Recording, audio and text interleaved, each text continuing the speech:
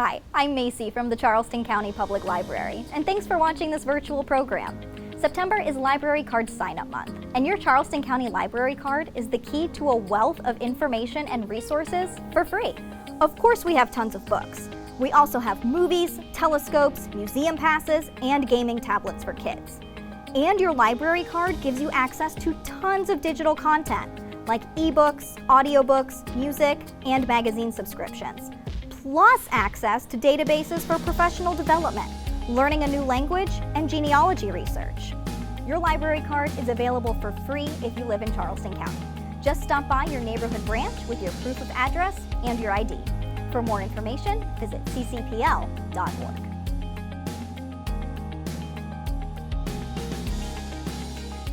Hello and welcome to another episode of Useless Information. My name is Darryl Woods, down here in the lower left-hand corner, and I work at Adult Services at Hollywood St. Paul's. Today's category is going to be music, and we're going to be talking about supergroups. Now, if you don't know, a supergroup is a musical group where the members are comprised primarily of people who were famously in previous bands. I've chosen about a dozen or so of the supergroups to discuss today, ranging all the way back to the 60s up to fairly recently. And I chose them based on either the significance of their contribution or the significance of the bands that they used to come from, or sometimes just the members themselves are significant enough. One thing I did not do is I did not include groups who essentially just changed one member of their band and then renamed themselves. For instance, down here in the middle bottom, you see Audioslave. Essentially, you've got Rage Against the Machine. Their lead singer, Zach De La Rocha, he quit the band. And so they replaced him with Soundgarden's Chris Cornell and changed their name. Now, this was a very significant change, especially seeing it had a lot to do with changing their entire sound. So I can certainly get why they wanted to rename themselves. But I don't think that's a big enough change personally to qualify as a supergroup. So we won't see Audioslave in this group today. Let's start with what is commonly thought of as the very first supergroup, which is Cream. And this group was fronted by Eric Clapton of the Yardbirds, and their bassist, Jack Bruce, from the Graham Bond Organization, and their drummer in the middle there is Ginger Baker, also of the Graham Bond Organization. Baker and Bruce both quit the Graham Bond Organization because they thought Graham Bond was perhaps a little mentally unstable and definitely too dependent on various drugs. Ginger Baker decided he was going to create his own group, and he wanted to go after Eric Clapton. And Eric Clapton thought it was a great idea. He really liked Ginger Baker's drumming style. And so the two of them then started thinking about how they're going to round out the band. Clapton said, really, you know what? I only want to do this if we're going to include Jack Bruce, who he had worked with on some other things previous. Ginger Baker didn't necessarily like that idea. In fact, he kind of choked when Jack Bruce was suggested because he didn't get along with Jack Bruce. And but then he started thinking about it, and he said, well, you know what? Maybe it was Graham Bond's insanity that made it difficult for me to get along with Jack, so they decided to give it another shot, and it didn't work out too well. The band folded after 2 years. The name Cream is kind of a nod to the fact that they were considered the cream of the crop as far as jazz blues musicians went, especially in Britain. And so Ginger Baker still couldn't get along with Jack Bruce. The band dissolved. Baker and Eric Clapton hooked up with a friend of theirs by the name of Steve Winwood, who was previously from the Spencer Davis Group and Traffic, and they got another member, and they created Blind Faith in 1968. All right. Perhaps the most successful supergroup is Crosby, Stills, and Nash. Every album, although there are not too many albums, everyone they had went multi-platinum. In fact, their second public gig that they ever did was Woodstock. So, yeah, pretty successful group. We've got David Crosby, who had been kicked out of the Byrds, another guy who had some problems with drug abuse and was kind of hard to get along with. You had Stephen Stills from Buffalo Springfield, which has just dissolved. There was no more Buffalo Springfield. Stills didn't have anything going on. So the two of them hooked up and started thinking about maybe collaborating, making some music. And they got together at a party at either Joni Mitchell's or Mama Cass's, depending on whose story you believe, and got together with Graham Nash, and they were noodling around with some of the music. Nash heard it once, twice, third time he started harmonizing with them, and the three of them realized, oh yeah, this is it. This is our band. So Nash got out of his contract with the Hollies, and the three of them started recording. Another guy who was also from Buffalo Springfield was Neil Young, who comes and goes in and out of this lineup. Another guy who was kind of difficult to get along with at times. Yeah, there's a success story right there. Perhaps the most successful. But if this band isn't the most successful, the next one probably is, and that is Journey. A lot of people don't think of Journey as a supergroup, but let's check out their original lineup. Ainsley Dunbar, who was a drummer for David Bowie and Frank Zappa. You got Ross Valerie, who was the bassist for the Steve Miller Band, also with another band we're going to get to in just a second. Greg Raleigh, who played with Santana, was the vocalist on many of Santana's biggest hits, also played the keyboards. And guitar wunderkind Neil Schon, who joined Santana when he was only 15 years old. Him of the very famous fro there in that picture. And this picture here does not include the entire original lineup, because another one was George Tickner, who had been with Frumius Bundersnatch along with Ross Valerie, and that's just such a wonderful name of a rock group.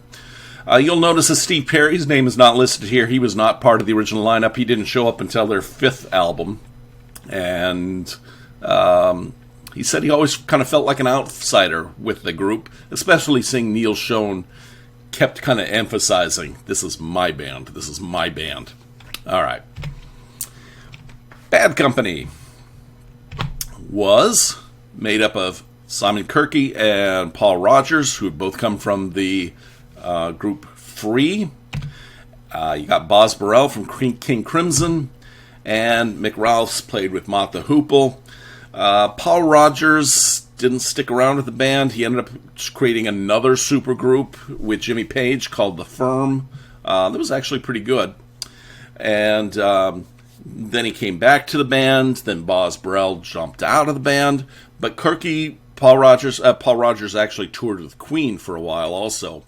But now Kirke, Rogers, and Mick Ralphs are back together touring. One of the longer running supergroups. Asia developed because, once again, a lot of these bands just crumbled and fell apart, and so the people in the band just didn't have anything else to do, so they got together. Emerson, Lake and Palmer decided they weren't working together anymore. Their band dissolved. John Wetton was seriously looking for some people to put together once King Crimson dissolved. In fact, he had worked with Rick Wakeman and Bill Bruford from Yes, and they had almost got to the point of recording, and then Rick Wakeman backed out, and then there wasn't anything for Wetton and Bruford to do. They'd also worked a little bit with Trevor Rabin, who wasn't a well-known guy, but eventually went into the new Yes. Speaking of Yes, both Jeffrey Downs and Steve Howe were from Yes. Steve Howe was in it from very inception. Jeffrey Downs was only on one album of Yes's, and that was the album Drama. Previous to that, he was with the Buggles. Video Killed the Radio Star. And John Wetton kept tinkering with the lineup. Every album seemed to have a different lineup up until the time when John Wetton died. So, okay. The Highwaymen, 1985. We got a country supergroup made up of Jennings, Nelson, Cash, and Christofferson. They put together 3 albums in 85, 90, and 95, 5 years apart. They also had a movie that they put out called Stagecoach. Of those 3 albums, each one was a little less popular, or perhaps quite a bit less popular than the previous one, so there were only 3.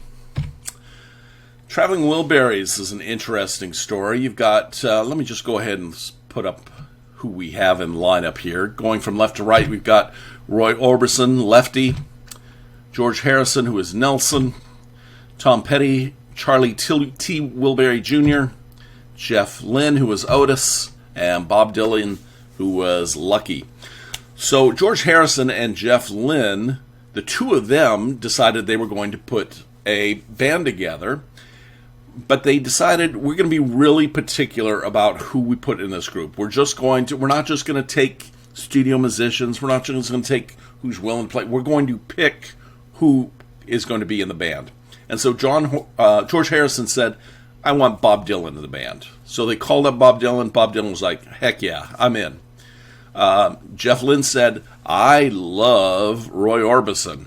I'm going to call him up and see if he wants. And Roy Orbison was like, heck yeah, let me in.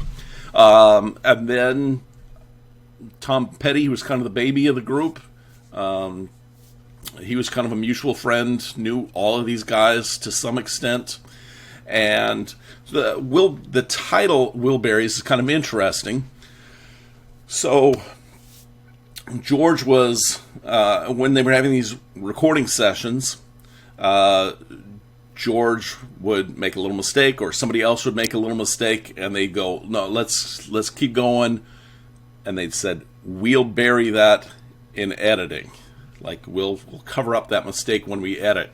We'll bury it. Was something that George Harrison said quite a bit. Jeff Lynne picked up on it, and he said, Tom Petty picked up on it, and he's kind of like, we'll bury. Yeah, we'll bury so much will the Wilburys. So that's where that name came from. I thought that was kind of interesting. All right. Another country supergroup of megastars. We got Emmylou Harris on the far right, Linda Ronstadt on the far left, Dolly Parton in the middle.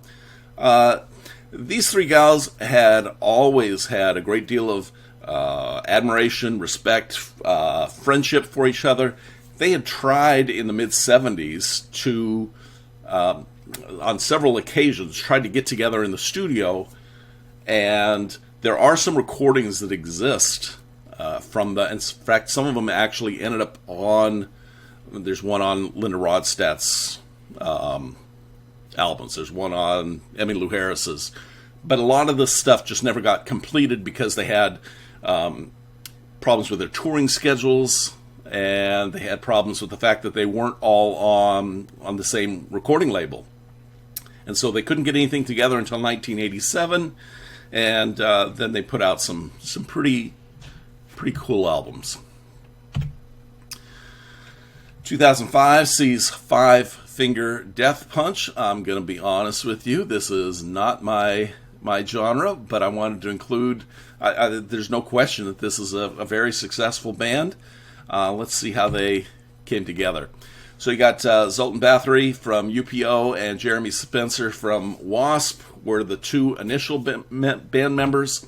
They brought in Matt Smell from Anubis Rising to play guitar. They actually sent a request to Ivan Moody that said that they wanted him to come in and audition for it. And yeah, he was all for it. And so obviously he became their lead vocalist. And Jason Hook, who'd played for Alice Cooper, rounded out their original lineup for Five Finger Death Punch. Next, we've got Angel and AIRWAVES. The original lineup included Tom DeLonge from Blink-182 and his buddy from high school, David Kennedy, who also had been in the bands Over My Dead Body and Hazen Street. Mostly it was Tom DeLonge doing most of the songwriting, most of the control of the group. They brought in Adam Willard to play drums. He was with The Offspring. Ryan Sin from the Distillers. Adam left. In came Ilan Rubin from Nine Inch Nails.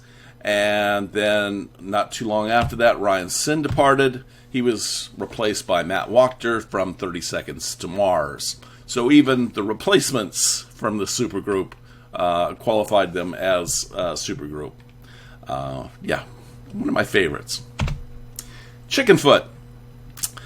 If you never heard of this band, you can perhaps pick out some of these faces as notable rock musicians. This time we're going to start from the far right. Based on level of notoriety, you've got Sammy Hagar, who had been with Montrose originally, did put out some really nice solo albums, and then worked on Van Halen, replaced David Lee Roth. Then on bass, you got Michael Anthony and his wonderful high-pitched backup vocals. And then you've got Chad Smith from the Red Hot Chili Peppers, or as I like to call him, Will Ferrell's evil twin on the drums. And then you've got rock guitar god Joe Satriani, Deep Purple, and of course his solo albums. In fact, his solo career was so successful that Chickenfoot was kind of limited as to what was Satriani's availability. And Chad Smith, of course, he still prioritized the Red Hot Chili Peppers. So yeah, those two on the left were the ones that kind of decided how much they were going to record and how available they would be. Group came together with Hagar and Anthony, got together with Chad Smith down in Hagar's Cabo Wabo club, and they just got together and started doing some noodling, and thought it sounded pretty cool, to the point where people were coming up to him and said, "Hey, when are you putting out an album? When are you going to tour?" And so then they kind of thought, "Hey, that sounds like a good idea." And Hagar said, "The only way I'm going to do this is if we can get Joe Satriani to do guitar work, because there is nobody better at rock guitar than Joe Satriani." Now, keep in mind, he had just worked with Eddie Van Halen, but maybe that was spiteful. I don't know. Anyway. Lastly, we got the Hollywood Vampires.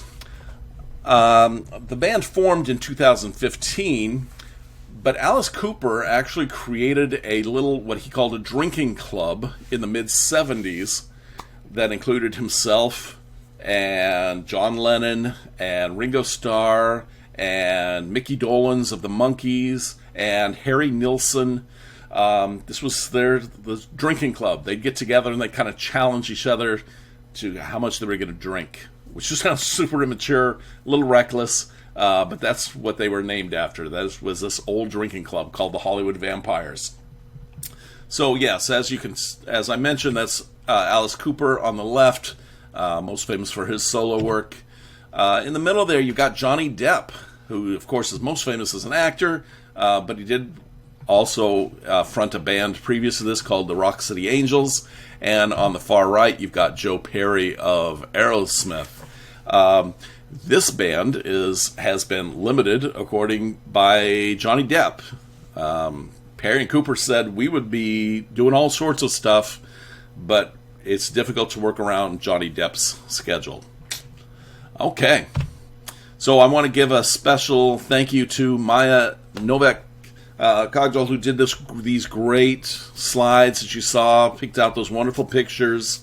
Without her guidance, this would probably not be occurring every week. I'd probably give up on it long before now, as much as I enjoy it. If you did enjoy it, I think you'll also enjoy our virtual trivia night every Thursday at 8 p.m. We meet on Facebook at the URL that you see here, or you can just type in virtual trivia night, and hopefully we see you there Thursdays at 8. I would sure love it if you would leave a comment. You can just do so down below, or you can email me at woodsd@ccpl.org. Any questions that you have, any corrections you want to give, any suggestions you might have for previous episodes, I'd love to hear them. So thanks a lot, and I hope you have a wonderful week. Bye-bye.